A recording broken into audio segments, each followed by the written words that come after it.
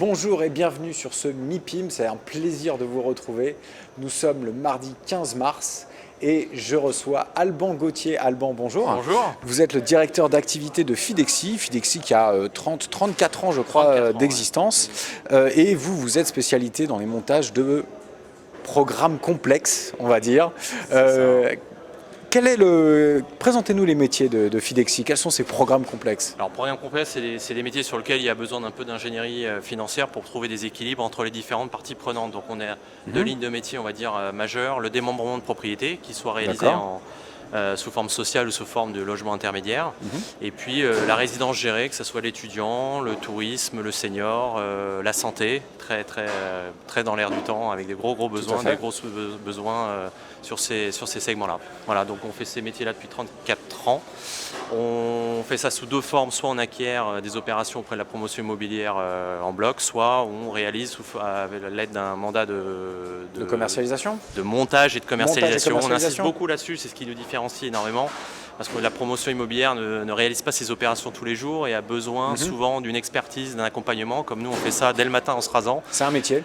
C'est un métier qu'on fait quotidiennement et donc on a une certaine expertise pour trouver les équilibres, les bons acteurs, les bons intervenants pour monter ces opérations où, je le répète, mais il faut trouver un équilibre entre le modèle de l'exploitant qui se doit d'être pérenne, la promotion qui a besoin de trouver ses équilibres financiers et les besoins de l'investisseur qui souvent fait ça dans une logique de préparation à la retraite. Vous parlez d'investisseurs, c'est plutôt investisseurs particuliers, on est d'accord. Exactement. Sur un seul lot ou peut-être éventuellement plusieurs lots.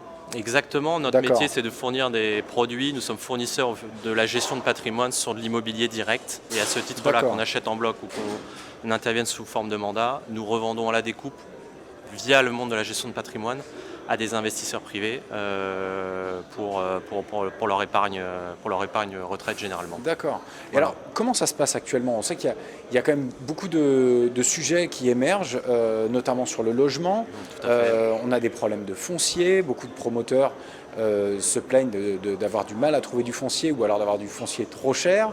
Il y a énormément de questionnements qui se posent, notamment sur la qualité du logement. Comment est-ce que vous intervenez dans ces grandes questions et dans la question finalement plus globale de la fabrique de la ville?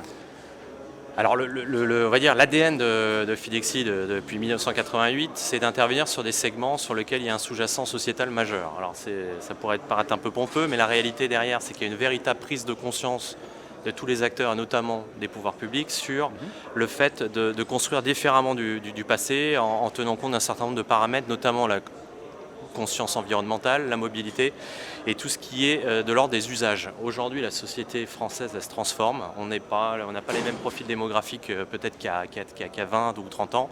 Et donc, il y a besoin de réinventer en permanence l'acte de construire et vous y participez alors? Exactement. Alors nous, de quelle manière on intervient sur différents segments tout au long, on va dire, de la vie d'un occupant. On intervient, par exemple, en résidence gérée sur le premier besoin de logement d'un particulier, c'est-à-dire le logement étudiant. Et il y a de plus en plus d'étudiants, on prévoit 3 millions en 2027, c'est un effectif qui a doublé en 20 ans entre les années 90 et les années 2010. Rappelez aussi qu'il y a deux étudiants sur 3 qui font leurs études en dehors du domicile familial et qu'aujourd'hui, seulement 20% des besoins de logement des étudiants dits des cohabitants sont couverts par de la résidence gérée, donc il y a des besoins considérables, ce n'est pas un besoin nouveau. C'est-à-dire que ça fait très longtemps que les effectifs étudiants ont cru, mais il y a une aggravation de la pénurie de logements pour les étudiants et donc il y a un vrai besoin de développer ce type de résidence qui est sur une pénurie totale d'offres et qui fait qu'aujourd'hui, quand on fait ses études, il peut être très bloquant pour un étudiant de s'éloigner de sa famille pour se loger. Pour trouver un logement. C'est un problème d'ailleurs qu'on voit dans d'autres pays européens. Quel est du coup le relais que vous pouvez faire pour développer encore cette offre étudiant? Alors les pouvoirs publics sont de plus en plus conscients. On sait qu'il y a eu quelques illustrations dans la presse sur des drames, malheureusement, sur la vie étudiante qui était incapable de se loger. Nous, on est là pour promouvoir... Notamment pendant le confinement. Tout à fait, exactement. Des étudiants isolés, mal logés, etc. Nous sommes là pour promouvoir ces constructions, ces résidences qui doivent loger les étudiants auprès du monde de la promotion qui n'est pas toujours structuré pour avoir l'expertise pour monter ces opérations parce qu'il faut être sous bail avec un exploitant privé qui a ses propres contrats. Faut aller les chercher. Exactement, il faut les connaître, il faut connaître leur stratégie d'implantation, de développement, leurs paramètres pour que cette exploitation soit durable. Rappeler quand même que quand il y a un trop fort déséquilibre en faveur soit de la promotion, soit de l'exploitant, soit de l'investisseur, ce déséquilibre ne peut pas durer très longtemps et ce n'est pas pérenne pour l'investisseur. Donc nous, on va chercher, on fait du clé en main, on va chercher l'ensemble des protagonistes pour sortir ces opérations qui plaisent pas mal, qui plaisent plutôt au monde de aux élus, parce que c'est les nouveaux usages et ça permet d'avoir des programmations un peu innovantes et un petit peu différenciantes pour les élus à destination de leur population locale. D'accord. Un mot sur le résidentiel de services gérés, notamment sur la santé. Alors sur le domaine de la santé, nous accompagnons un exploitant qui s'appelle Elena Santé, qui est basé dans l'ouest de la France. On l'accompagne depuis le début des années 90. Également de très forts besoins sur la dépendance. On sait qu'à horizon 2040, il va y avoir 11 millions de personnes de plus de 75 ans. On sait que dans ces 11 millions de personnes, il y a 17% des gens qui seront dépendants.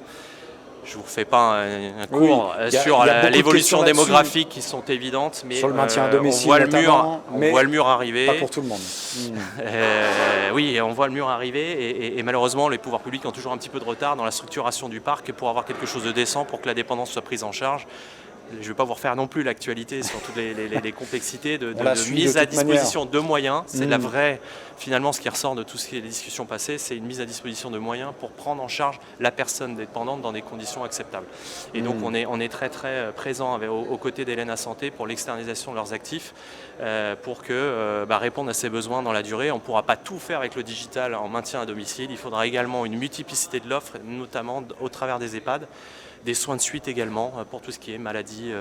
On a plein de maladies différentes qui nécessitent une prise en charge très spécifique dans un actif immobilier. Et on est là pour trouver les équilibres pour répondre à ce besoin sociétal majeur.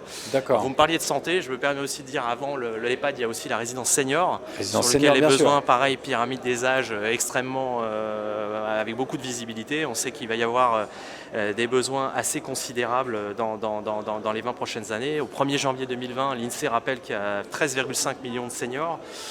C'est plus de 20% de la population française. Et en 2030, il y aura plus de personnes âgées de plus de 65 ans que de personnes de moins de 20 ans. Donc c'est une transformation inédite de la démographie française. Et on est là, nous, pour accompagner cette transformation. Alors, on a déjà pris du retard, mais pyramide des âges qui s'inverse. Exactement, il y a nécessité d'anticiper tout ça et donc on accompagne encore une fois la promotion, les élus, les exploitants dans la structuration de ce parc et dans le développement de ces opérations très spécifiques où il y a encore un certain nombre de paramètres à ajuster, trouver les équilibres pour que ces nouveaux actifs soient gérés durablement et que tout le monde y trouve son compte. D'accord. En résumé. Eh bien, Alban Gauthier, merci beaucoup pour votre témoignage et merci pour ces éclairages. Et bon MIPIM à vous. Merci à vous aussi. Au revoir. Au revoir.